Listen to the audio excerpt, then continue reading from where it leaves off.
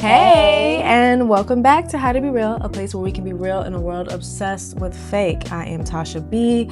I am an actor, a filmmaker, and creator who is in the midst of a renaissance. Renaissance woman. Okay. And I'm Tay. I'm a creative producer, a lover of all things wellness, and your favorite local yogi. That part. Yeah. And after we get that out the way, I say, how you doing, Tay? Girl, I feel really restored. I love that. Yeah, I think that I've been trying to really give myself time and sticking with my schedule that I lay out for myself. And it's been proving to kind of work. Yeah. I'm like, okay, I think I've always it got on my nerves trying to plan moments of rest and chill. But I was like, girl, that's just how you operate. You got to plan it. And it's been working. So it's, if de facto, I feel restored now. So. I like it. It seems like hey, I put in that work and now I'm reaping some benefits of that work I'm putting in. Girl, you already know. You already know. How are you doing, friend? I am, like I said, in the midst of a renaissance. I feel like there's a lot of things that have ended and that I'm moving on from and letting go. That is allowing me to see things so differently, through a different lens. My perspective is changing. I'm finally in a place of letting go of old ways and old things that are no longer serving or aligned, and making space for new things to come that are aligned, that do make sense for where I'm at right now and who I am right now and who I want to be. So I'm loving that energy, that renaissance, that rebuild, That rebuild. And I feel like I love the word you chose, renaissance, because it really reminds me of not only the rebuild, but at the end of it, it's like a beautiful success. It's God, yeah. Abundance, But there was a lot of art that came out of the renaissance that we were looking at on the other side that speaks to us now, inspires us now, and all of the time in between then and now. That in the process, those artists were really just speaking their truth and expressing how they were feeling at the time. Exactly. And so it turns into, just a really cool place to look back on and to look at what were you making back then? And so that's where I'm really leaning into what am I making? What am I creating right now? And we got some cool shit coming up. So period. Oof, y'all don't even know. Y'all don't even know. Okay. So I'm excited. I'm excited to create. I'm excited to make stuff because I think now's the time. Yes. For sure. 1000%. It is. Yeah. We in this renaissance, baby. Okay, we rebuilding, we remaking. Or we building, period. There we go. Tearing down first. No, it's already tore down. It's already tore down, okay? We on a foundation. Thank you. Okay. But that'll make us to shout out, girl. Who we shouting out? All right, so we're shouting out my girl, Mona Leo. And honestly, I say she's my girl, but I honestly don't know much about this young woman. But I love her stance on I was gonna say recent and latest. Her recent red carpet appearance, she's wearing her grills, tops and bottoms, full gold, not nothing too crazy, but real Paul Wall, traditional, Southern grills. Rob the jewelry store and tell him, make me a grill type grill. Exactly. Yes. And with a gorgeous gown, her hair is doing fabulous things, and she just looks very classy and crisp. And she was getting a little bit of hate because she wears her grills everywhere, and I'm like, but I guess Beyonce co-signed her look and was like, I love that she wears her grills everywhere, even when it's a classy event or whatever. Quote classy, because who's deciding that this is classy? Yeah, class is relative, just like everything else. Exactly. So shout out to her, because she was like, you know what? I have been nervous, wearing my grills in these spaces, but I'm glad that I got this cosign from Beyonce, because I was already going to keep doing my thing, but this just is further confirmation that I'm in the right direction. Because the baddest bitch in the game, they gave me my props. I'm going to keep doing me. I'm keep doing me. We love that for you, girl. Right. Shout out to you. Keep doing your thing. And Three Realists, I'm really excited about this episode. We are talking about our big three, but we're mainly giving what are the things that resonate with us most about our big three? What are the things that we feel, I guess, apply to us right now, So Right. You wanna go first, girl? I'm down to go first. Okay, so first things first, I'm an Aries sun. So I think for me, like, that your sun sign really like defines your approach and how you like show up in the world, I guess. Yeah. And what resonates for me is like the extrovertedness, putting yourself out there when opportunities arise, Yeah. and I feel like that definitely sits with me. I love that aspect about myself. I feel like it's definitely very like stay ready so you got to get ready kind of vibes. And I enjoy that. I think it also goes hand in hand with like some of the impulsiveness. And impulsivity isn't always negative. No, it's not. Honestly, some people need, like, I feel like I'm somebody that, like, I need that in my life. So I do gravitate towards more impulsive people for that reason. So absolutely. Period. I love, it's one of my favorite things about being your friend. It's like, it's going to be some like, fuck it, let's go. You know what I mean? Yes. And I like it. It's fun. Thank you. I that's so crazy that you said that because I really love your groundedness. Like I feel like you remind me that it's okay to take a second, breathe, think about it. We don't have to do that right now. Let's just kind of wait. Yeah. Let's think about it. Exactly. Not saying we can't ever do it, but let's just think. Right. Let's think about pros and cons. Yeah. Maybe. Let's make a list. Oh my gosh. Yes. My second is I'm a Scorpio moon. So your moon is like your inner world and how you process your feelings. And I feel like for me, what resonates with that is like kind of being empathetic, like really, and almost not just empathetic, but empathic. Like I feel like I can easily feel others' feelings and can see when people are like, oh, imagine if the shoe was on the other foot. I damn near am in a perpetual shoe on the other foot. I'm all perspectives considered. I'm actually trying to reel that in a little bit. Right. But I think that it's a strong piece to have because at least like when you have it, you have it. It's harder to, I think, build that than to try to reel it back. Oh yeah, I'd rather have it and be dialing it back than to be trying to find it. Exactly. Especially as an adult. That would be like, wow. And I feel like that's why we're here because so many people are trying to, or not trying to, develop that now. Empathy. Talk about it. And my last one, I'm a Scorpio rising, and rising is how you perceive yourself before anybody ever really like knows you. And I think for me, what resonates is like, maybe not resonates, but something that I kind of like is I've had a good amount of people tell me like, you're kind of mysterious. And it's weird because every time I heard that out of us, like, really? Like, I do not, that doesn't sit with me. That doesn't really, it doesn't feel like there's mystery to me at all. Like, I feel like I put it out there. Yeah. But within this last couple months, honestly, I was gonna say this last year, really more so a couple months, I've been understanding a little bit more as to how that could be and how that could come off and being like, I guess I do have cards that I hold super close to my chest that I didn't realize were just glued there. Like I'm not holding it anymore than just, and you feel like mysterious is like something that is your rising? I always thought rising meant this is how people perceive you.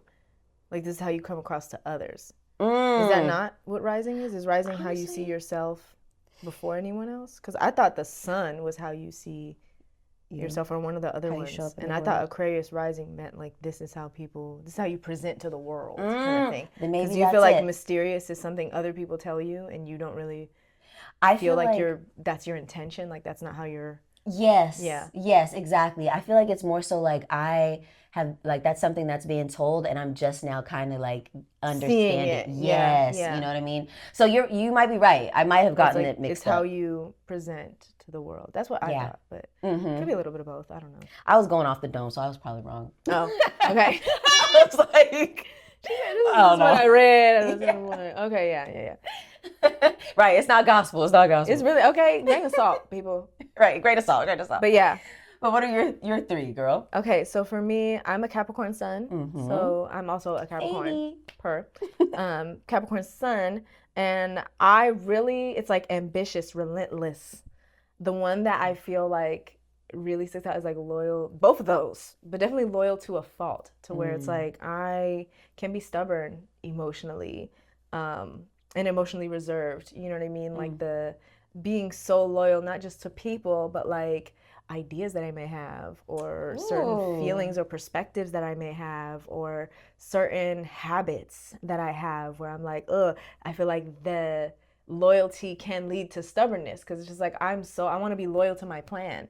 And if I'm being loyal to this plan that I created, ergo being loyal to myself, at least that's how my mind used to kind of perceive that, it would make me super like stubborn when it comes to certain things, making certain changes or adjustments or adaptations. It would just be very hard to kind of let go of the original plan or the original agreement or the original, whatever it was, relationship with whoever it is. It's like it's hard to let go of that for me, and I'm getting better. Yes. I think these past few years, but really this year I'm way better at being like, look, it doesn't need to look like it's always looked, baby. It doesn't need to look how I wanted it to look. I cannot be too attached to this outcome and things. Like, I can absolutely try my best to steer this boat this way, but if it wants to go this way, no matter how hard I fight, I gotta let go of that way and just see what this way's about and just see what we can do with what we got, baby.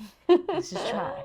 Just try. Let's just see. Oh yeah. So I love the ambition and just the tenacity of a Capricorn, but also the stubbornness is a little bit. The loyalty kind of leads to stubbornness, and it's tough. Not impossible, but tough. Yes. I'm a Leo moon, which, we can be bold. We can be very expressive, and oh my God, I want to perform, Leos like to be seen. But we also, on the drawback of that, we have this like deep need for recognition and like to express ourselves and to have our expression, our creativity recognized, like being recognized as a person. It's like, I want to be kind. I want to like express and be like, oh my God, you're my best friend. But if I feel like that's not seen or recognized, that is like that turns into like a wound, or like okay, yep, I'm gonna just cover my face and I'm never gonna be nice to you again. You know what I mean? I'm never, have you ever like greeted somebody super like, hey, and they're like, hi. And you're like, I'm never greeting you with that much energy ever again. Ever again. Ever again. Ever again. I can't tell you how many times I've done one of these. You've been there for a few, where you go to shake somebody's hand and they don't see it at all. And it's like, or a fist bump, hey! Right, and they're like, okay. Well, I'm never doing that. Never again. I'm never going to. You're gonna get a hey from now on. Like, I'm not finna. Yeah, no, we're not embracing it at all. So yes, we need to be recognized. We need to be seen. Like, yes, a Leo wants you to see them. Yes. Recognize what I'm doing. I'm here. This is my best. It may not be good enough, quote unquote, for you, but at least be like, you know what? These are the wrong chips, but you brought chips. And you know what? Without these chips, we would not be eating right now. So thank you for the chips. I see the value. Appreciate your effort. Yes. It's a thought that counts. That's a fact. That's a thought that counts. And so then I'm an Aquarius rising. And for the longest time, I felt like, what? No, I don't feel like an Aquarius at all. Like, it's so crazy. And I think that's why it stuck to me, that it was like, this isn't the way you see yourself. This is the way people see you. And the more I read about this, and honestly, I'm feeling more at this phase in my life, I'm feeling more aligned with this than anything else. But okay, so Aquarius, that energy is like altruistic. It's innovation. It's, wanting to challenge the status quo. And I feel like there have been times where I might just say something and to me it's like, oh, this is just what's going on. And people get upset, like it ruffles feathers. And it's like, it's because I'm challenging the status quo and I don't even realize that that's what I'm doing, but I am being like, well, so-and-so's always late and that's why we were getting started late. And it's just like, oh, I said that and that was just something, it's a truth. Yep. But also like, I wasn't supposed to say that. Like that was just like a unspoken thing everyone know, but now I'm saying it. Now everyone feels challenged, or whoever, you know what I mean? It's like, oh, you challenging shit. Like, and no, I'm just speaking the truth. Yeah, intellectual and observational, known for like the big picture mindset. This is true. And definitely seeing all point of views. Yeah. Quick learner, process social dynamics effortlessly. But like this one was one I was like, what? Quirky and unconventional. Quirky and unconventional. Okay. Possessing a down for anything charm. It's not that I try to be weird. It's rather like a natural authenticity and willingness to challenge status quo that makes that like quirky, you're different, you stand out kind of thing. It's Mm. really just the combination of the challenging the status quo and just kind of like naturally being authentic to who I am and the way that I might express myself or the way that I might think or perceive things that just comes across as like, girl, you're kind of different. You're like, I You're a just am little being me. I'm quirky. being myself in the best way I know how. Yeah, it's just Like, like it's so funny because I think I had this, maybe it's because of this, I don't know, but I had this like desire to be normal. Like I remember that, like being younger in my yes, 20s oh and my just like, I just want to be gosh. normal. Like SZA has a song, Normal Girl. Oh yeah. Yes, A Izza. hitter. Yes, Izza. Yes. Izza, Yes, SZA. Izza. Izza. Yes, SZA. That's probably what Rihanna's gonna name her next kid. Izza. Izza. No, I gotta be an R, don't it? Right? Oh, I guess so. RZA. Oh, you're right. I don't know what the other one's Some name is. Some with R. rock. But rock, rock. That's crazy. But yeah, I another thing about being an Aquarius is like this. I saw this was like friendly yet reserved, Oh. incredibly friendly and care deeply about humanity. But people often feel you keep them at arm's length. You might accidentally prioritize global or humanitarian causes over deep one-on-one intimacy. Yo, they read you. A perceived aloofness because you process emotions through an analytical lens. Others might interpret you as cold, indifferent, or even a little stuck up when they first meet you. And I'm like, whoa, Damn. I've definitely gotten that. And that's something that when someone says it, it's just like, oh, I don't know. I thought you were kind of stuck up when I first met you. Or, you don't seem like I didn't think you cared about me. Or I didn't think you even knew me. And you're like, what the hell? I said, good morning to you. Like, what do you mean? When I saw you.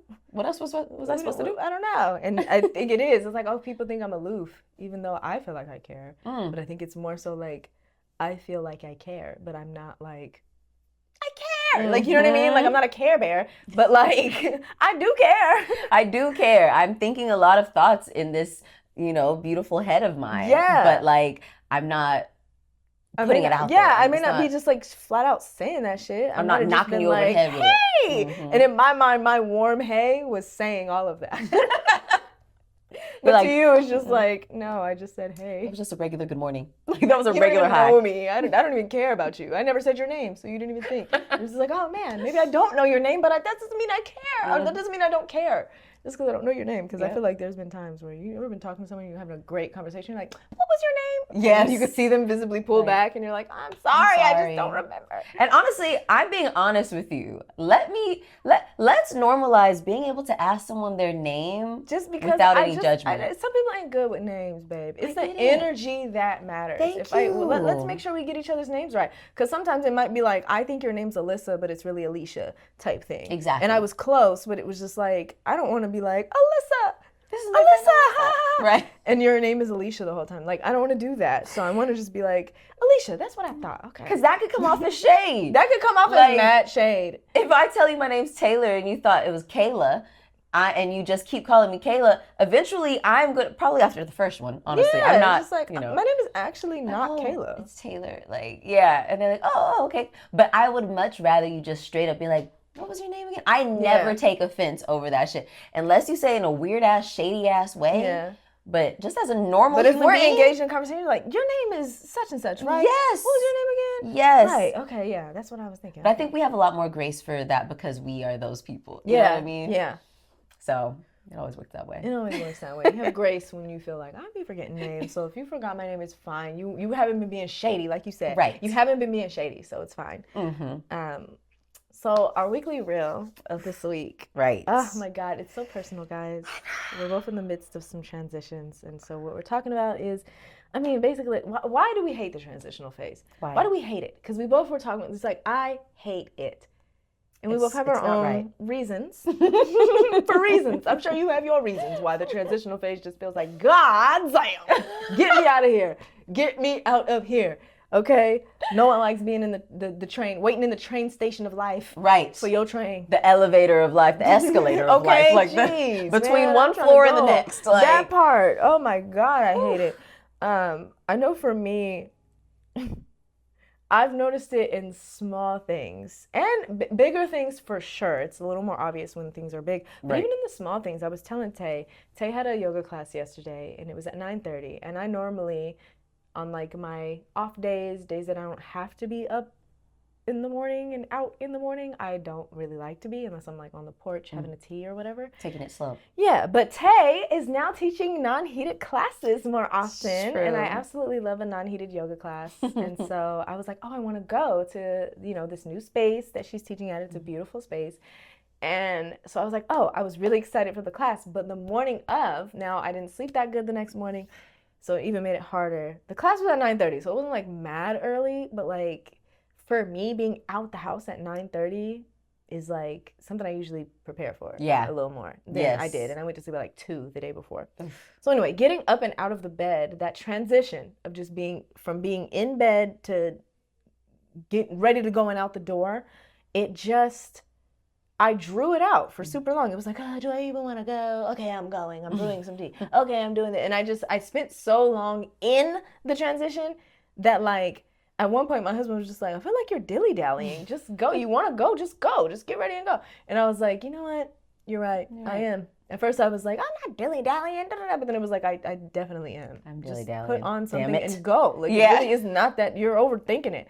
And so once I made the decision and got ready to go, it was actually fine. And then the class was amazing. And like, I was super grateful. Yeah, I was glad I came too. I was super glad I came. Your playlist was dope. The class was amazing. And I left feeling like, oh my God. And I went to Costco. Like, I had a really good day after that. So that is like a kind of micro example of like how I kind of handle the transitional period. I feel like as much as I hate it and don't like it and it's uncomfortable, I do find myself kind of lingering there or like spending longer there than I need to just because I don't want to be decisive or I don't want to just let go. Maybe it's something I'm not letting go. Maybe it's something that I'm not yet ready to grab. I don't know what it is. I don't know, guys. I think it may be one and the same. That is so cool because I'm like, yes, absolutely. I feel like for me in those transitional periods, because after you told me that story yesterday, because okay, y'all, for some context, when we were talking about this topic, we were like, Tosh brought up transitions and she brought in that example. And when she said it, I had instantly thought of like a macro example, like life transition. And I was like, I do want to, which I'll bring up later here, but I was like, I do want to find what's a daily occurrence transition that I can, really stick with that makes me feel like, Yeah, that you're just like, oh. Yes. And I'm, again, same like you, lingering there for whatever reason. And I found it's those days where I teach yoga and then have to work right after. So those moments, that transitionary period, which is like probably about 2 hours, is always so tough. And I, most of the time, find myself kind of getting off guard. Like I'm supposed to come home or grab some lunch or whatever, take a shower and then get to work. And it always ends up being super drawn out. I'm like, oh, I should go to Costco while I'm out. Oh, I should stop by Trader Joe's. Oh, let me go grab a little chai while I'm out and about by this, place. And it's like, girl, you're not getting back home for dumb ass long. So the time that you just spent out and about, just pushing off the emails that need to be answered, the time where you could have been had your shower and eaten lunch, but instead you're doing the most, knowing that you still, no matter what time you get back, you still gotta log the F in. Oh my God. And same thing, I was like, why do I do this to myself? And I hate this feeling. I hate this feeling. And it's me. It's me. Like, it really is me. Like, I'm doing this. I'm making the choice or not making the choice, delaying the choice, whatever it is. It's like, it's my behavior that's kind of keeping me in this transition for so long. And I know I talked to you about this where it's like, it almost becomes this like, what came first kind of thing. Like, do I hate the transition because I'm doing this? Because I'm, doing whatever this is that's causing me to kind of be there and then make a thing of it? Is that why I hate transition? Or do I really hate transition so much and that's why I adapted this way to kind of try to avoid it? But it's almost like, girl, you trying to avoid the transition is not at all gonna stop the transition. No. It's just gonna, like, you're like fighting it. Literally. You're literally fighting it. Like, stop fighting it. It is what it is. Just give in. Give in and decide. That's it. The decision making. And also too, I think sometimes it's for me, like the feeling of like being, is it fear at the end of it? I don't know, kind of having like a sense of fear of once I give in, what that outcome is going to look like. Like if I'm like, okay, I give into this transition, is it going to take a lot longer than I had anticipated it to take? Is it going to be like, once I finally make the transition into that next part of my day, is it going to be really tough and hard and draining? And I'm trying to like, basically putting these expectations on what that next step is going to be. Like since I'm in between floors, I know I just did floor 1. Now I'm on the escalator to floor 2, and I'm having all these imaginations of what floor 2 is going to be like and look like and feel like. And it's like, bro, focus on just getting to floor 2. Yeah. And like you said, surrendering to the fact that when this escalator ride is over, we're going to be on floor 2. Ready or not, here it comes. Literally. So you're going to be there. So be there and handle it as it comes. Kind of thing. Like that's the perspective that I want to take when it comes to these transitions, is knowing that like identify the transition and be like, okay, I'm in transition. Accept it. Like you said, surrender. Accept. It's a transition. I'm going from here to here. This is no longer. I don't know what 2 is going to give me. I don't know what's over there, but I'm going over there. I'm already like, I'm already on the. There's no other. I'm on levels. The way. There's no OTW, baby. We're on the way. There's no. We're not here anymore. You've left. You've gone. It's gone. Yep. You're on your way. Yep. You're en route. I think that sometimes I'm thinking maybe I could use this energy instead of worrying and being so concerned about how the next level is about to feel. Maybe I should be using some of that time to prepare. You know what I mean? To be ready. To square up if I need to. No. Literally. And to ready myself. To ready myself. And I think also too, getting stuck in the time frame of that transition. Because sometimes it's not just, we were talking earlier off pod about like life not being linear. Right? Yeah, girl. How much we wish it was. But it's like more like spirals. Yes. Sucky spirals. And so you think it's going to be like a physical escalator where it's just literally straight up and then that's it. But really sometimes it goes left, right, up, down, back and around. Or it gets stuck and stops completely and you're like, okay, now I'm here. I've been in this transition for weeks now. Months, years. It's been a year. It's been 2 years. Literally. Speaking of years, so something that I realized a more bigger thing is changing my name legally. Like I did it in phases, but it took a long time, and it wasn't because I didn't want to change my name. Banks is I like it better. Yeah. It's shorter, it's cute. Super Banks, great name. You know what I mean? Tasha Banks. And so I've been like socially and all these things, but like it took a while. I did Social Security, and now my passport is coming this week, and my name's gonna be changed on there. I was waiting for it to expire, and it was like all these things of like not wanting to. I don't want to say put in the work, but like it's paperwork, it's bureaucracy, and it's so draining, and you have to do it in a specific order.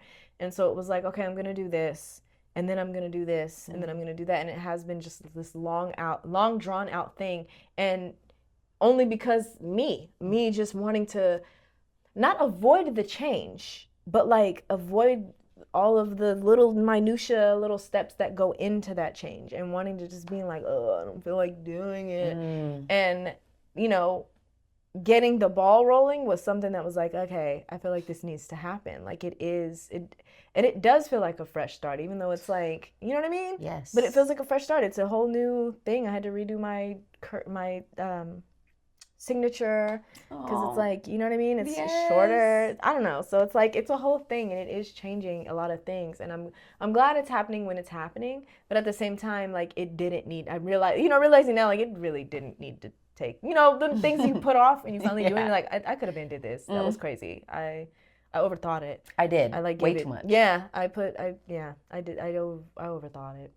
I did too much. Why did I do that? I put that off way too long. Literally, you sharing that too, it makes me feel like sometimes when you're leaving or when you're in a transition phase, that floor 1 can also feel like pulling from grief too. You know, a little bit of like the grieving process. And I think sometimes when we say like grief and grieving, it has a sad connotation around it. But I don't think it always has to be super sad and super heavy and super deep. You know what I mean? Like, I think, about like your last name, it's something that you've lived with for your entire life. Like Tasha Burleson, is the one who's gone through a lot of pieces to get you to Tasha Banks. And so it's like, even if it's like I'm super ready to move on in this chapter, there could also be like a little bit of heart pulls and heart tugs, Absolutely. and Absolutely. whether it's about your last name or just a process that you're leaving, Yeah. you know? And I think so. I think I had some like things with, you know, my dad and, some Burlesons that made me feel like I wasn't ready to let go. Because would that mean I'm letting go of like them or that relationship? And I think I intertwined that too much. And it was like, actually, no, it isn't about them. It's about me. And no matter what my name is, that's still, my family. And nothing will change that. And so I do think there was a little like you said, it wasn't like super deep and super like loud and rah, this is the Yeah. main reason, because it really was just the freaking bureaucracy of it all. American bureaucracy, Right. annoying as hell. It really was just that just wanted to put off. But then you think about that and you're like, oh, that is kind of at play here. Like that's also part of it. Of Yeah. like, oh my God, really letting that go. Really letting whatever it was, ideals or a version of myself, whatever it is, truly letting that go and moving into, like we were saying, something that's like, I don't even know what this is going to be. This really could be anything. Literally. On the pro side it could be anything, but on the con side it's like it's so different. It's so, Even though it's not, you know it's what not I mean? that. Even though it's really not, but it is. It's so different that I'm like, oh, I don't know. That is so true. I feel like my more macro one too is like this transition period that I'm having from not really I was talking to you about this the other day about like not being as open as I thought I have been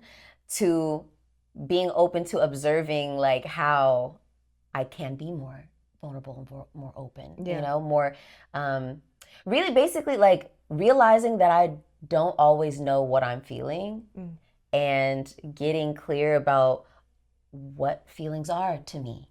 And I think it sounds so like when I say it out loud like that, it feels like I'm saying my ABCs, like it's very juvenile type of vibes, but what are you feeling? Like, and like, I think sometimes stripping everything and taking it back to the fundamentals, back to that foundation, like we were saying earlier, Renaissance, like really coming into that is a lot more difficult than I think I thought it was. I think than a lot of people think. But I really have been trying to tell myself, hey, it doesn't have to be that deep. You don't have to going through the transition period of like in my transition period, I'm observing. Yeah. I'm doing a lot of like recon work. Right. I'm like, okay, what are the feelings, girl? Let's think about what are emotions. Yes. Maybe we should watch what's that one Disney movie? Inside Out.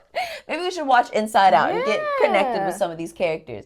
And I think it is like when moving into like, because I'm very much in this midway stage, when moving into that next phase, it's like looking back at the person like, man, you, the one who didn't feel stuff or tried not to get too deep on the feelings vibe, you got me through a lot. Yeah. Like, what if I open my heart up to feel stuff and it overruns me? Like, I'm overrun with emotions. I'm overrun with feelings. And now it runs the show. Yeah.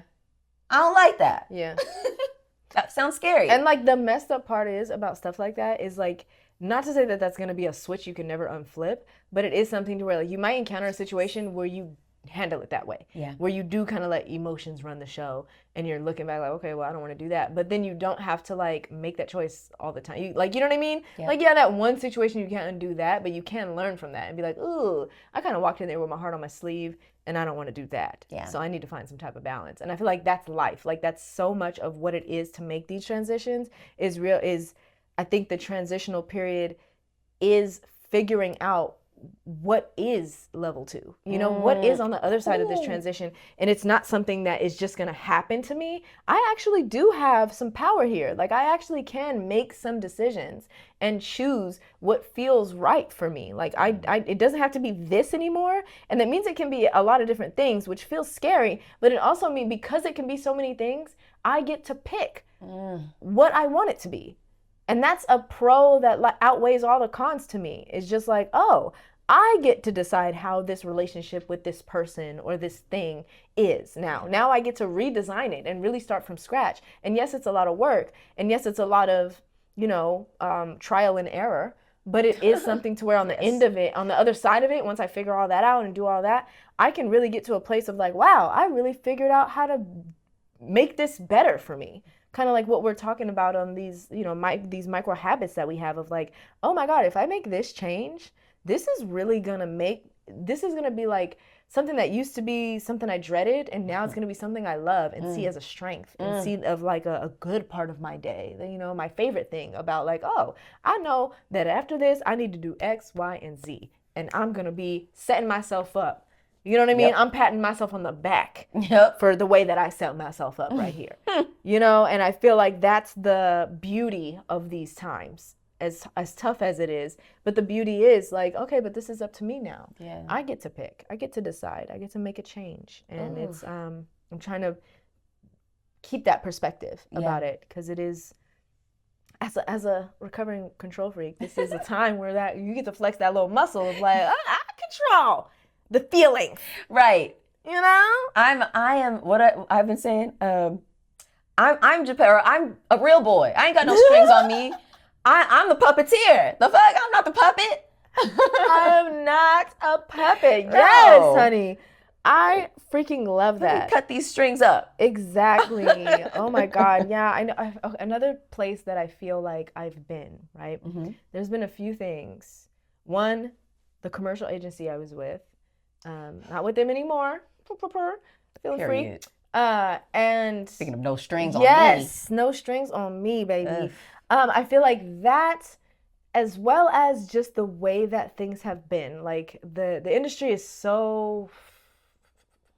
I've had to. It hasn't been the same since 2020. Like speaking of transition periods. Yeah, it's not been the same. And it's so in flux constantly. Like no one really knows really what's going on in the industry that I'm in as an actor, and like filmmaker and writer. Like it's everything is so that you're getting all this information, and it really is something. We're in a renaissance. Like we're trying to figure it out, and I think I held on to this commercial identity because it was more stable work. It paid really well. It was kind of low risk to where it's like, oh, you're gonna go here, you're gonna spend a day, whatever, it's fine, and you'll get your money.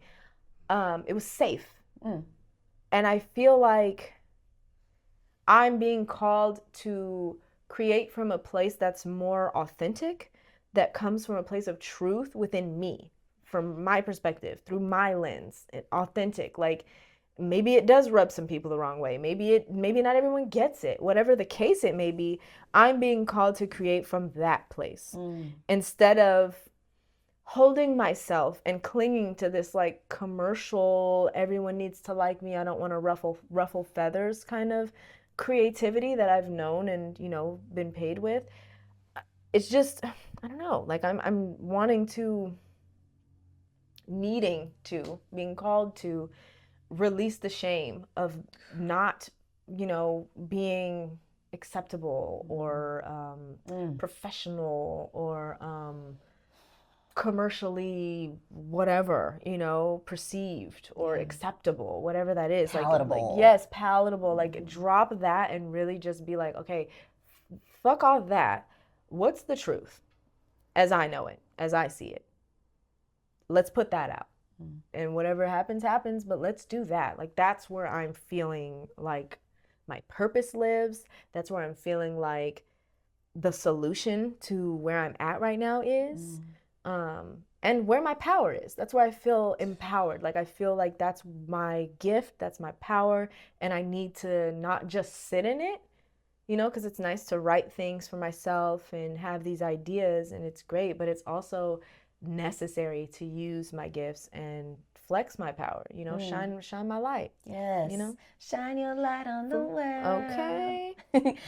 What are some of the tools that you use, like that you come back to when you're in these like transition moments that are hitting hard and you're like trying to remind yourself of that power and of that control that you have over you, you know what I mean?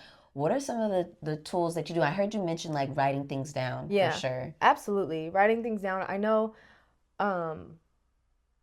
like I was talking about earlier, like my desire and need really to express myself. So I've always kept a journal, and writing things has always, and I have like notebooks for different things, idea notebooks, and I love that. how to be real notebook, you know what I Yes. mean? A short story note, We love us some notebooks so and pens. it's kind of I'm a it's kind pens of girl. organized where it's like, this is a story for a script. Yes. This is an idea for a script, or this is just like what's going on with me. So let me get my journal and Yeah. get in there. So yes, writing it down, but also something that I'm leaning into more and want to lean into more is trusting my intuition. Because there have been times where, Yeah. I feel like I've always done it, but it always would take so much. It would like logic would have to fail so many times before I would lean on intuition, even though the intuition was always there. It was always The always intuition's always there, like, Yep. hey, you need a new agent. This ain't it. This is not in alignment. This doesn't feel good at all. Yep. And intuition told me that 2 years ago. Okay. Logic was like, no, it doesn't make sense. We need to do this, and this is that. These ducks need to be in a row before you do that, and you've got to find something else. Like, you can't just leave. What are you gonna do? You know what I mean? And then logic has to fail so many times before it's like, you know what? It's so obvious and hard to ignore right now that like I've got to let the shit go. Maybe I'm slapped in the face with the reality of like, girl, this is not working, before I'm finally like, you know what? Maybe this feeling in the pit of my stomach has been right all this whole time. Because at first, sometimes it just starts with like as like a little pitter patter, a little like butterfly wings, or something where it's like, ooh, this isn't working. And then after you said like logic is failing, it grows into a growl. Yes. And then a scream. And then a roar like, yeah. Ah! You can hear me. Listen to me. Listen. What are you talking about right now? Like, don't you realize I am you? Let it go. Please drop it. Please. It's burning your hand. Drop it. Look at your hand. It's fucked up. The skin is peeling off. Let it go, girl. You're going to lose your finger. Shoot. So that, and then for me, calling, and this kind of is a branch on that tree, calling a spade and trusting my judgment the first time. And there's been so many times where it's just like, it could be something that's just like, that's a hater. And I'm just, well, maybe they got, and maybe, well, they also have been through a lot. And, well, right now they're actually going through a divorce. And it's just like, I have all this grace, all these excuses for this other person, instead of just realizing, babe, that's just a hater. They just don't like you. They just don't. For whatever reason, you don't need to understand why, but you've got to call this what it is. Name it. Name the thing what it is. This is not a friend. This is not someone who likes you. This is not an opportunity that's in your corner. It's not. Like, this is not it. Yeah. It's not this, it's that. Call it that and move the hell on. And I feel like there's like a time of just like wanting it. Maybe it's like right now. The desire for it you want it to be something else. And so you're like trying to force it, as we always say. Girl, trying to force it to be something. Well, actually, fit in this square peg, this circle. You triangle, fit in the square. Damn it. This sharp edge is actually just a bad mood, and it really is just about today. And maybe if I bring some snacks, maybe this edge will round off, and then it will fit in the square. Knowing good and damn where that situation, that person, that thing is not doing all them excuses for you. Okay. It's not giving you that same level of grace. That grace is not a two-way street. No. Ooh, Lord. Oh my God. Oof. Child. Okay. Whew. I love that. Yes. And so, why do we want to hold on to a different label so hard? Why are we holding on to something that is like wiggling like a damn wet cat to get out of our hands? Fighting you tooth and nail, and you're like, no, it's gonna work. Like, it's not working. You're scratched up, you're bit up, you're sweating. What are you doing? By the time you get it, if you get it, by the time you get it, lock that thing down, you look like you just lost a fight. And you feel that way too, just drained and heavy. And you're like, I don't know why I finally got what I wanted, but I just feel so unfulfilled. It just don't feel right. Why am I not happy? Girl. Because of the way you went about it, the way you knew how to get it. This is not meant to be. You done mud wrestled. This is not where God wants you to be. You done fought your way out of your blessing. What are you doing? Come on. What are you doing? I think that's what, the affirmation where it's like, this comes to me easily and effortlessly. Yes. I think that sometimes that gets perceived as like you're not doing any work. Like, Like you're just I sitting just there, wanted to fall in my lap. right? No, I think, at least when we say this, I'm calling this easily and effortlessly, that's more the lens that we're looking at. Like, Yes. I'm able to have easy discernment. It feels like an effortless lift. Yeah. It doesn't feel like I'm weighing more stuff on top of my plate, on top of my shoulders. Yeah. It feels like this is where I'm supposed to be. Right. It's more of a walk slash light jog than a mountain climb. Yes. You know what I mean? Like I'm not Yes. at a 90-degree angle in thin oxygen, up high above the cloud. Like I don't need it to be all of that. No. Granted, sometimes we like that, but like Time and place. most of the time, honey, like the daily grind shouldn't be that grind. It Right. shouldn't be grinding you down. It should be something Daily? you're doing the grinding. It shouldn't be grinding you. Right. You know what I mean? Exactly. I'm the grinder, not the grinded. You're doing the bending. Okay? I'm bending this shit over. This shit isn't. I'm not bent over. That's Right. crazy. That's the line right there. Right. Bro. Sorry. That is the line. Okay. Okay. So some new tools that I'm bringing in. Yes. Being more decisive. And standing by my choice. Because I think that'd be the fear of like, Yeah. I'm deciding, but it's more of like, I'm doing this. Yeah. I think I want to do that. I think this makes more sense. Like instead of that, but just being like, no, this is what we're gonna do. This is what we're doing moving forward. I'm doing that. Door is closed, and I'm walking. Having more of that energy, and then having the confidence to like walk my path and do what feels right to me and honor the truth that's in here, even if it looks weird, even if it sounds weird, even if no one gets it and no one understands and people call me weird. Even if that happens, I still can sit in this truth and feel loved and supported enough in that truth in myself that I'm not moved. And I'm just like, yeah, this is the thing. A lot of the artists that I respect, both like past and present, are people who are like, hey, maybe y'all don't like this shit, but like, I don't care. I made this for me. Like, I made this because this is my shit. And the people who get it are gonna get it. And the people who don't are not. And that's fine. Like, It's not for you. Yeah, it's not for you. Not everything's for everybody. Move around. And I'll move around. We move around each other. I don't care. Literally. So yeah, that's like the tools that I'm bringing into it. I do have a question for you. Yes. What is something that you feel either has or is holding you back emotionally when it comes to like facing a transition head on? What's like an emotional thing that maybe puts up a hurdle? Oh my gosh. For you? Oh man. Girl, I'm trying to tap into these emotions, so this is a good question, a good practice. Oof. I mean, I know I brought up fear earlier. Yeah. I think like that definitely is a big blocker, like the fear of the other side, the other shoe dropping, what's to come. I think like as also a recovering control freak, it's like I want to know the outcome. Girl. I want to know the outcome so at least I can mentally prepare. I want to just be able to mentally prepare for a lot of things, like how we were talking about like yoga and coming and being like, okay, if I'm doing something early in the morning, I want to be able to know that a day or two before, so that I can, prep myself. I need some time. I need at least 48 to 72 hours. Okay. A little bit of notice. Just a little bit. So I can just know, okay, this is how I should prepare. This is how I should move through my day. Even if I do stay up late, at least I know I'm going to be doing this. You know what I mean?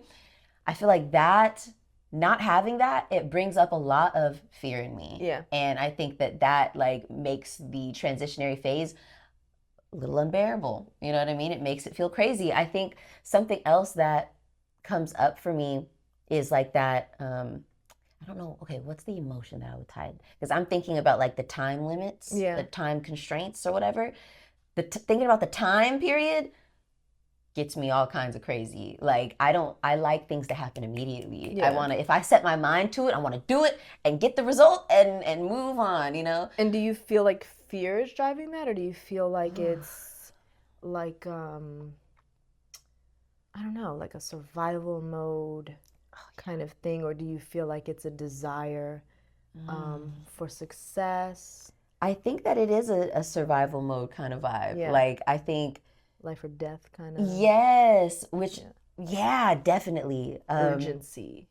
Yeah. Yes, I need this to happen so that I can be okay, so I can be safe. My favorite things to say in yoga is like all is well, but I'm not just saying it for the people. I want them to know Right. that all is well, everything's fine. We're just here doing a little yoga, giving to your body. But a lot of times when I'm cued to say it, I feel like I need to say it also for me, because I think sometimes when you're in that space, it's a lot of energies. You don't, we were just talking about empathic and all the things. So sometimes everybody's showing up on their mat with different things. Yeah. And I think that in those spaces, I feel like I can regulate a little better.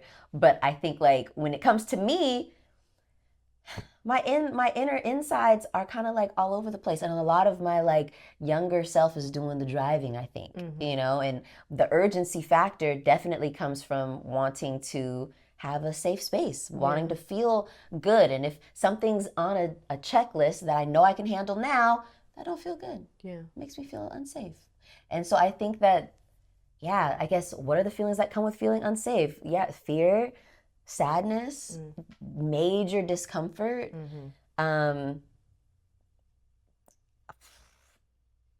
disappointment, like in myself. I think when you said shame earlier, that absolutely resonated. Feeling like, I think also what drives that outside of survival too is, being good enough. Like being like, okay, I can. And for me, I think I have a certain standard of what good enough is for me. Yeah. And when I'm not meeting that or reaching that, it makes me feel like, well, what are you doing?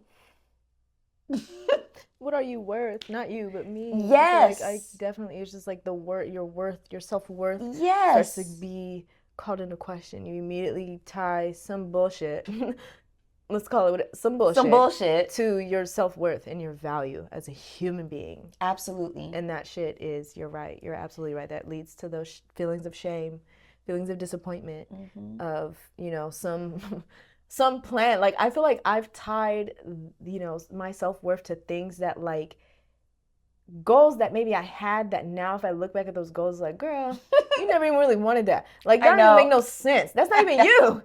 That's not even you. You never really truly wanted that. You just kind of thought you should. You know what I'm saying? Like, that you thought you should. You thought you should kind of thing. Like, that wasn't even you really, for real. Yes. And so it's like the fact that you tied your self-worth to this thing that really wasn't tethered to you whatsoever is cray. Like, it's really cray. That's insanity. It's like, it's laughable now. Not that I'm laughing at you, young Tasha, but girl, that was cute. It was cute. You're like, oh, it was a little stumble. You're okay. You're good. And you know that now.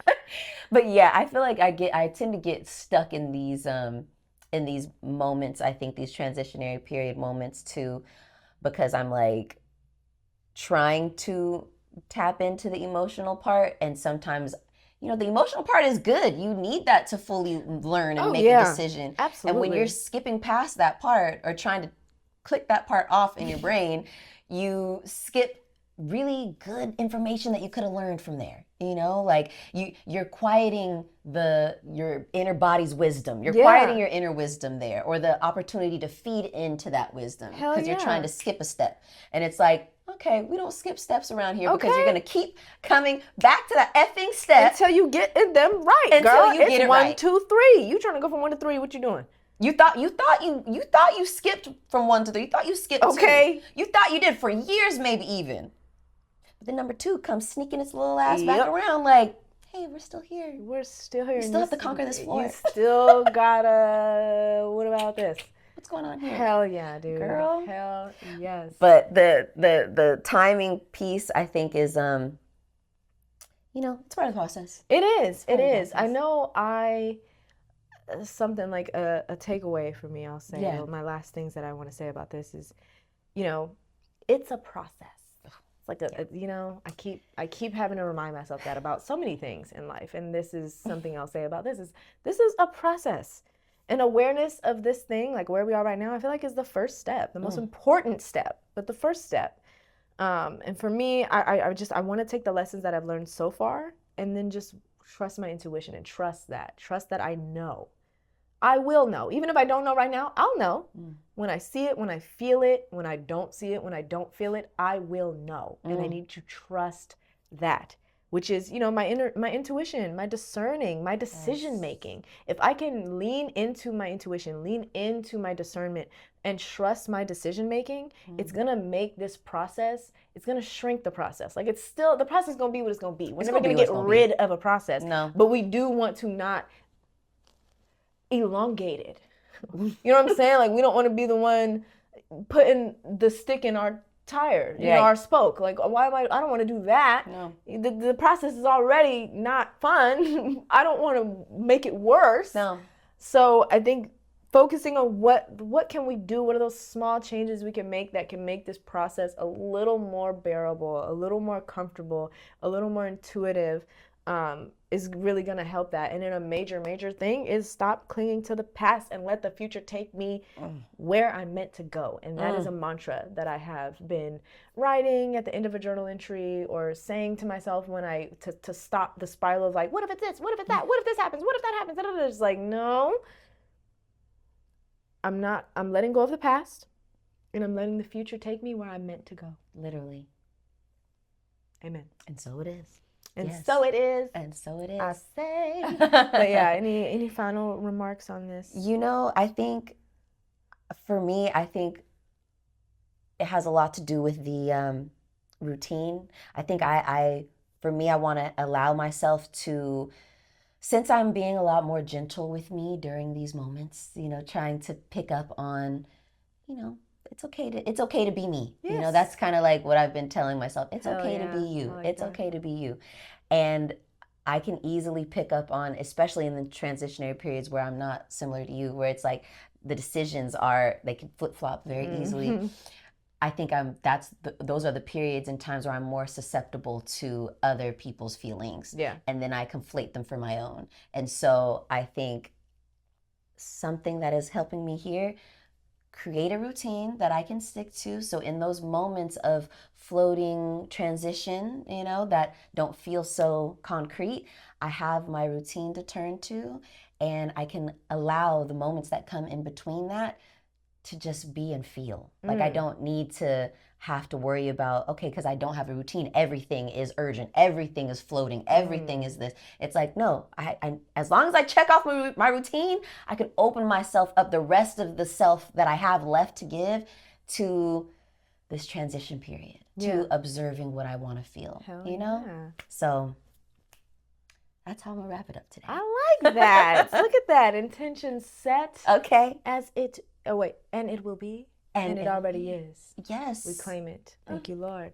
Thank you guys for being here with us. Let us know. What's up with you? Are you in a transition? Right. Are you beginning, end? I feel like I'm at the beginning. Tay said she feels like she's at the end. Hopefully. But we're both in the transition. And if you're alive and you're a human, thank God. Okay. You're in a transition, babe. So yep. Where you at? Where you at? How you doing? Right. I just chirped you. Where you at? Okay. Our last segment today is going to be media review. We have some little medias to review. Mine are all shows, two shows and a movie. Okay. So I'm going to start with Nemesis. Please. Nemesis was... It's not... Some of the acting, well, not to be taken too seriously, we'll say. But I will say... I wish I would have looked up his name before this, but homeboy that played Daniel in Insecure, he is very talented. Good actor. Elon Noel. Mm-hmm. He is an amazing actor. Fine. For me, he carried the show, and of course, he's a looker, babe. Right, easy on the eyes. We want to look at him. So, absolutely made the show for me. My favorite character was Coltrane, for sure. I loved him. I was rooting for him. Me and Dale, we both was like, oh man, I don't want this. I don't want him to get caught. And so at the end, I won't. Right. Spoiler. There are some moments in the show where you're kind of like, oh no, no way, come on, man, figure it out. Because he's good. Yeah. He's really good. And I'm excited to see Elon in more things because he deserves it. He did good as Daniel as well. Of course. But then Daniel is one of them things where it's just like, is this just kind of him? Right. This is just you playing you. But it really is. He's very talented. He brings that energy to this character as well, which is very different from Daniel. He's a legit criminal. Smart criminal, the one you root for. So yeah, he does a really good job. Some of the other acting is whatever. But there's some also really good actors in it, and the story's good. I like it. I feel like they set it up to where the end is like, oh, there's gonna be a season 2, and I really want them to give it a season 2 because I hope so. I'm watching. I'm tuned in. Right. It's a good show. I would recommend it. Like, let's go, black actors. Okay, and we know we room for everybody black. So literally we're watching it, but it's good. It's actually good. It's a little, you know. I've on episode 2. I've been enjoying it. I'm like, okay, and like, what was the part that had me weak was when like Daniel and his wife was having in that sex room, yeah. But like the one where it's like they go home and they really get to it, and then they cut to and it's oh boy and his wife and they beefing, and you're like, terrible. Oh. He's a terrible husband. I was like, my God. Damn. And then she goes upstairs, happy anniversary, and then she opens the thing and there's like a gift that he got her, and he just like leaves. I was like, where'd you go? You're hecka weird. Why wouldn't you give this to her and say happy anniversary? Literally. Why did you want her to feel like a jerk? That's hella manipulative. And then wakes up, he making pancakes, and now y'all want to have living in the weird, shit. fully clothed sex. Yeah, that was just like, that was weird. That was so weird. But good writing. There you go. Good writing. This show I think was a good script, and I think some of the pieces were just kind of like, oh, maybe you should have just got somebody from LA. Who actually maybe talks like this, or maybe doesn't talk like this, and can let you know, like, I would never say that like that. Like maybe everybody else like, okay, blood, crip on crip. You're like, oh my God, it's my C-Day, cuz. It's my.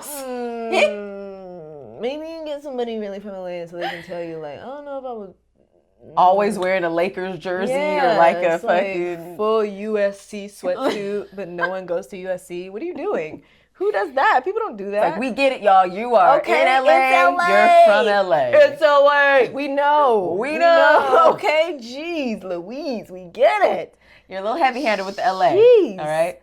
So, but yeah, other than that, good show. Recommend. I'm looking forward to finishing. Rating. Oh wait. I'll give it a solid 7 out of 10. Okay. Just because, do we normally do out of 5 or 10? I don't know. I think sometimes we do stars, sometimes we do 10. Okay. Today it's out of 10. We're loose with it, baby. We're loose. 7 out of 10. I would give it. Solid 7 out of 10. 7 out of 10. I will watch it again. I feel like I'll let some year. If they don't do a season 2, which I hope they do, I'll see myself maybe next year rewatching it because it's cool. That's a solid rate. Yeah, that's a solid rate. It. Good. Okay, so my first one is a song, and it's gonna be "Spin That Shit." Spin that shit. Spin that shit. Spin that shit. What nigga spin that shit? By Young Miami. Yes. Because girl, oh my gosh, she.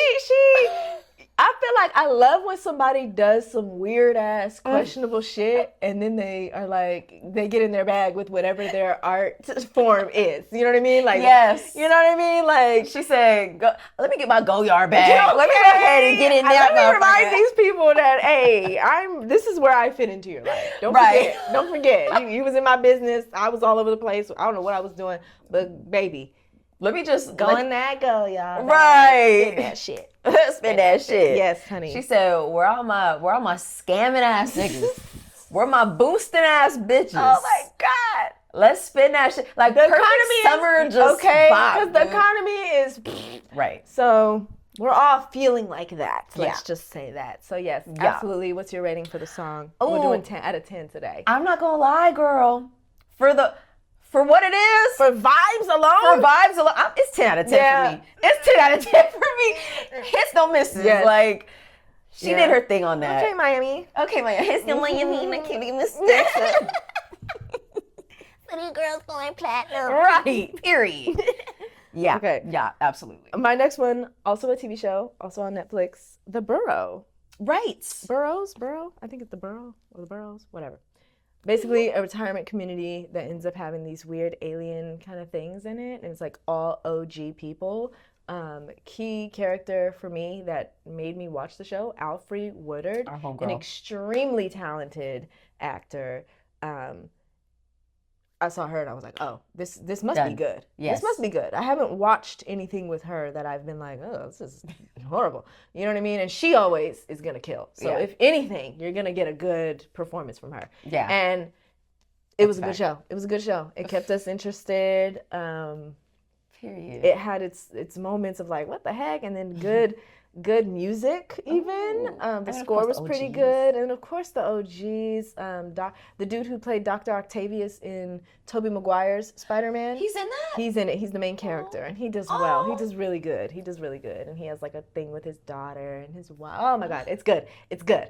I liked it. See, It's very more much older generation shows yeah. and movies. It's Like, almost I like wanna know. Stranger Things with OGs in a retirement. It's Excuse good. me? Yeah, it's good. It's good. And I think the Duffer Oh. brothers. They're behind it. They created it, so it's Oh. definitely OGs in a retirement community. Stranger Things. It's good. Dude, okay, I never would have guessed that, and now I'm sad. Yeah. I already, Alfre, that's my girl. Yeah. So I was already like curious, but now with that storyline, Yeah, Gina Davis is in it. It's good. love It's her. good. Oh, they have our faves. Yeah, they have the girls in it. So I was like, oh, I like this show. Okay, that's on the list. Oh, out of rating. 10. Out of 10, I think I'll give that a good 7.8. Okay. Just because it was intriguing and I did like the end. And yeah, I liked it. Period. I thought it was really good. Yeah. Okay. 7.8. 7.8. That's Almost also very an 8. solid. There's some reasons why I wouldn't give it an 8. Just because of like, I guess the main reason that I wouldn't give it an 8 is just because sometimes the pacing was a little bit like, okay, what's a little going slow on? or Yeah, fast? a little bit slow. Okay. But other than that, yes. Okay. Yeah. Okay. Pacing, we can do pacing. We Yeah. can like, keep your controller on. You skip. You know what Yeah, I mean? yeah. It's not that bad, but I think that's the 2%, the 0.2 that's keeping it from an 8. Bet. Okay, period. All right, my next one, the Peaky fucking Blinders. You are watching that. What do you think? We I feel like finally I've finished tried- it. You finished all of it? Finished all of it. Oh shoot. How many seasons are there? 6. Oh shoot. Okay, yes. Give us a review. Girl. Is it worth it? Yes. Yeah? Yes, I would say so. So it's definitely fully gangster show. Yeah. You know what I mean? Like old school gangster Yeah. show, right? And I'm gonna be honest, so many times I skipped by Peaky Blinders. I had zero interest in really Same. watching Peaky Blinders. None at all. And then they dropped that new movie and Rod was watching TV and he was looking for something. He was like, I see Peaky Blinders all the time. People always talking about it. And so we watched the trailer for the movie. We're like, okay, kind of captured the attention. And Rod was like, how come we never watched Peaky Blinders? I was like, I don't know, never really. So he was like, should we watch it? We basically went back and forth about watching it for hella long and finally just decided like, okay, and I just put it on one day. Like, let's just start. Let's just start. Yeah. Yeah, very good. Very Okay, good. I'll Really have to check enjoyed it it. out. I think you know how it happens when you put a show to close. It's kind of tough. Like Yeah. last season wasn't my fave, Mm. but they wrapped it up. Yeah. You know what I mean? They did what had to be done. But also too, I think what happened was the woman, one of the key women in the show, passed away in real life. Oh. So I think before the last season. So I Okay. think that had a lot to do with why It's it kind went of the way like, yeah. It's hard to do it with like the heart of the show leaves. Oh my God, I You know. know? Have you ever seen Spartacus? Yes. The first season of Spartacus, after that, I think, either first or second season, the main character passed. Mm-hmm. The dude they replaced him with is good, but it's like, he's not that guy. It's not the same. So those seasons, it's kind of like before and after this character leaves. It's like, it's still a good show, but I get what you're meaning when it's just like, it would be hard if it was like, that's the last season. Literally. It's like, man, you might as well just not even do this. I know. Because Like, what? I'm glad that they, didn't replace her because she's one of those characters who you're It's like, no, you don't do that. replace Paul. That's You not don't what you do do. that. Yeah. But my overall, and this is for because we watched that and then we watched the movie. Okay. So Everything, like the series as a whole, what would I rate it? And the movie as a whole, I would rate it 8 out of 10. Woo! 8 out of 10. Okay. As a whole combined universe, 8 out of 10. What season would you say is your favorite season? Ooh, I know 6 is a lot of seasons. I know. I feel like season 3 was Okay. really good.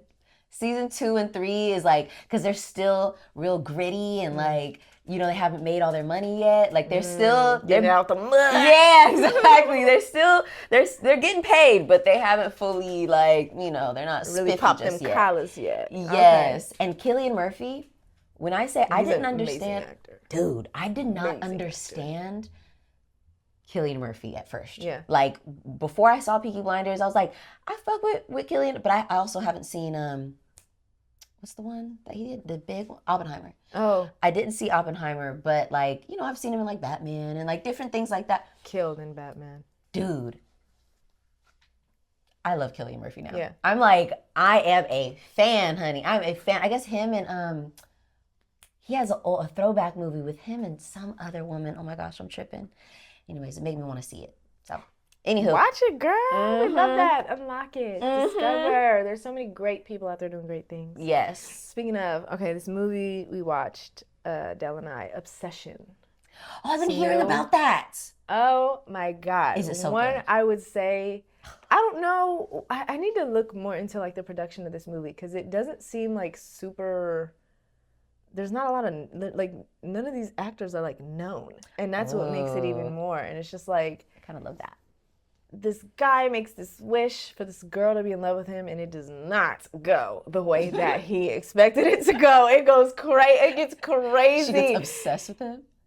Something like that. She literally becomes like possessed by something else. It like kind of replaces her internally with something else, and it gets fucking weird quick. Like, and it starts like it's good. It's crazy. It's through the name you'd think it would just be like, oh, she's gonna be obsessed with him and it's gonna be crazy. You think that, but it kind of takes it in a whole different direction a little bit, and it gets crazy, and it's crazy. The end is super like, I don't know. To me, it came across as like kind of chaotic and like, whoa, it just got out of control. But yeah, good. Okay. Good movie. I really, really enjoyed it. It was cray. I didn't really know what to expect. I kind of went in blind. I didn't watch the trailer, but great movie. I would give that an 8 out of 10, just because it's like different. It's a little, it's original, I feel like, you know what I mean? It's, you know, a little bit derivative, but everything kind of is, but it's like, it's original. I didn't see the things coming, and I had fun watching it. So it was like cool. A good, like, horror movie vibe. Yeah, like a horror movie that's more of like a, oh shit, kind of thing. Like there's a lot of moments where you're just like, oh my God, whoa. You know, like a lot of moments like that. And like took something from, and the girl, I forget the girl's name, but the girl who plays the main character, the girl who's going crazy, she's in her bag. She is weird. I'm like, girl, oh my God, like you look scary. And you're just standing there smiling. Like she did such a good job. Everybody really did. But like her and the main dude, but like her specifically, I was like, oh my God, girl. You are doing your thing. You're crazy looking. But she's cute. She's a cute girl. But it's like, she transforms her face. Oh my God, she did really good. Whoever directed it, I think did an amazing job as well. Because it was like certain things, certain ways that things were lit, certain angles things were shot, certain, you know, energy behind an actor and what they're doing. Something as simple as smiling is like, I think it seems like a very, very good team effort. The actor, the director, the DP. Oh my God, really good movie. Okay, yeah. Congrats to you guys. That was good. I was already wanting to see it, but yeah. Check it out. It is, especially if you like stuff that's kind of like disturbing. Yes. I saw a review. Somebody said it's like a this generation's Paranormal Activity. Would you agree with that? I think so. I think it is on that level of like, oh my God. You know what I mean? Because Paranormal Activity was like that. It was kind of original. Yeah. You know, again, a little bit derivative, but the perspective was fresh for sure. And it was kind of like, oh my God. Like, what the hell is this? What's going to happen? I remember watching it like, what? And it almost makes you lean in because it's so, you don't really know. So you're leaned in. And when as soon as you're leaned in this much, it jumps at your face. Oh my God. Yeah, this one is not so much that as it is just like something that you're like, oh, it's going to be this girl obsessed with this guy. And then you're like, wait a minute, hold on. Ooh. Hold on. Whoa. Did you guys see it in the theaters? Yeah. Oh, and that's even better. So it was like, yeah, it was very good. Oh, okay. Check it out. Period. Okay, my last one is Man on Fire on Netflix. We love Yahya. With Yahya Mateen, another one who I'm like, yeah. Yeah, that's that face. You see that face and you're like, I'm watching this. Yeah, exactly. I'm watching this. He's about to be in his bag. Absolutely. You know, okay, so of course, Man on Fire, Denzel Washington, Dakota Fanning, like classic Classic. Denzel. Um, I haven't seen it in years. So like when I started watching the show, I was like, did they show that in the movie? Was that in the movie? I don't remember this being in the movie, you know? Yeah. And so I felt like Yaya's doing a great job at giving a disturbed vet, you Yeah. know, like, or I don't even know if it was military, but he does I think CIA it was or like whatever. military turned like secret agent kind of what do they call that when you're like a somebody that's oh my God, there's a word for it when you're like you're ex-military and now you're a Right. something where it's like you just work for money kind of thing. You use Special those services? special No. service. No, it'll come to me. But Okay.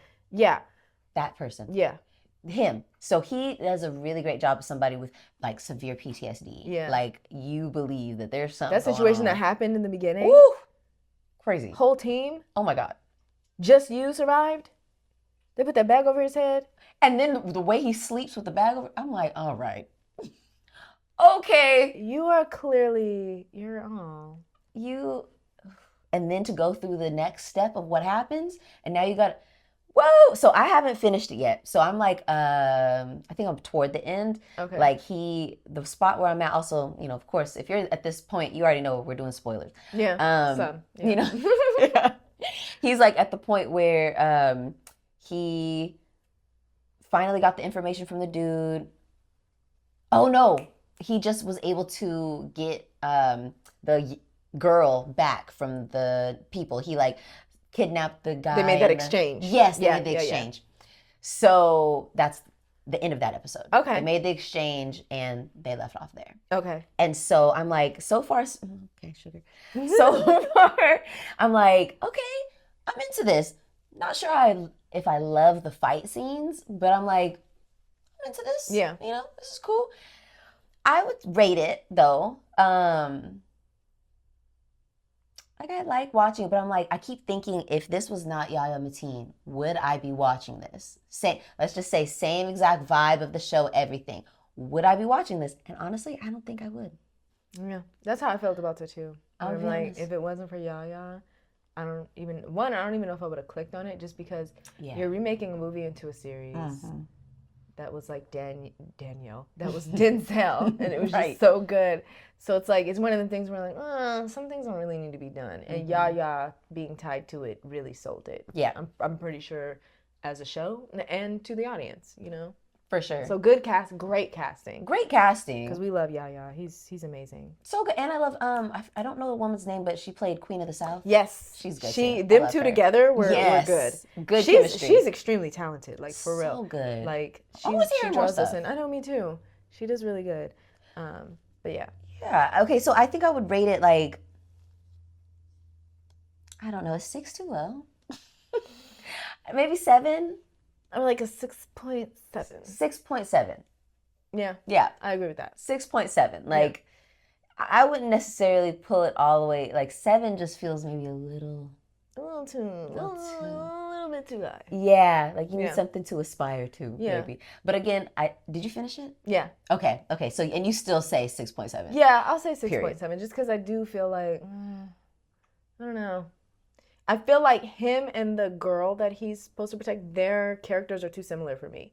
And so scenes with just them two are very... kind of flat. Yeah, it's dipping. Yeah. It's like you guys are falling towards each other and you're just staying there. And it's like, somebody needs to give something else. You know what I mean? It's too likey. Yes. You know, I don't really like that. And so the scenes with him and homegirl from Queen of the South, she's a different energy that like picks up what he's kind of putting down. And I like that. It's more chemistry. Yes. I agree. I totally agree with that. So, I feel like Yahya does a great job, but it's just... His character's kind of... And he does have his moments, but the moments are maybe the combat. Yes. And like, you know, character-wise, the emotional arc, it's such a long-spanning arc that it's almost not even an arc. It's kind of flat. Yeah. So... I'm like, where's the energy at? Where's his change? At what point does he... You know what I mean? Like, where's the flame? Turn it up. So yeah. Thanks. I agree. Mm-hmm. I agree. Yeah. I agree. So yeah, well, What y'all watching? What y'all watching, what you reading, what you listening to. Right. Because spin that shit. Spin that shit in the comments, period.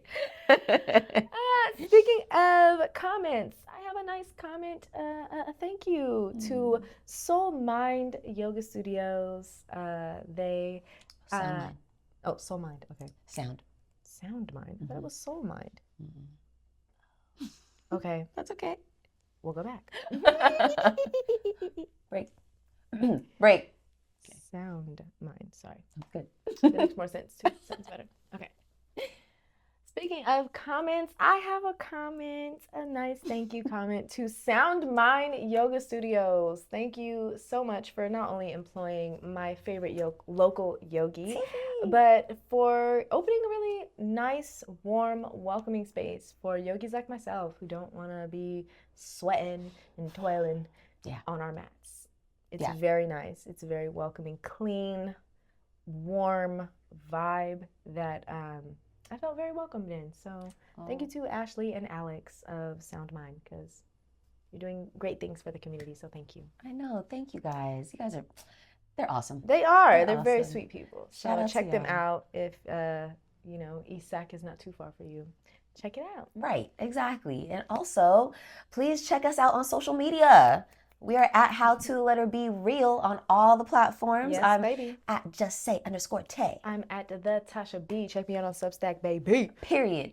And we always want to hear from you. So if you want to send us a little listener letter, a little advice, whatever it is, you can email us, heyhowtobereal@gmail.com. And, we talk back. Also, please, of course, leave comments, ratings, reviews on all the platforms, wherever you're listening or watching right now. That would mean a lot to us because we get to stay more connected with y'all. We love that. We love that. And remember, we are not therapists. We just have them. So take everything we share today with just a little grain of salt. Yeah, suggestion. Tap on the shoulder. Yes, exactly. The random reel is on me this week. And something that I want to share is by Miriam Hasana. I don't know her. I found her on social media, but she shares a lot of really dope things. Something that she shared was, the people I found to be happiest, despite the state of the world, are those who've gotten in touch with their creativity, purpose, and reason for being. It's no surprise these are the very qualities that will create the new systems. Girl, get in that go. Okay. Spin that shit. Yeah. Spin that shit. What's your Create purpose? that shit. Right. What's your purpose, girl? Spin that shit. Okay. What's your gift, girl? Spin that shit. Get in that bag. Get in that bag. Wherever you are, whoever you are. Absolutely love that. It's just this like an organic way to build the new system. Yes, it is. To Tap keep hope. in. Tap in. Intuition, baby. All right. And with that, stay real.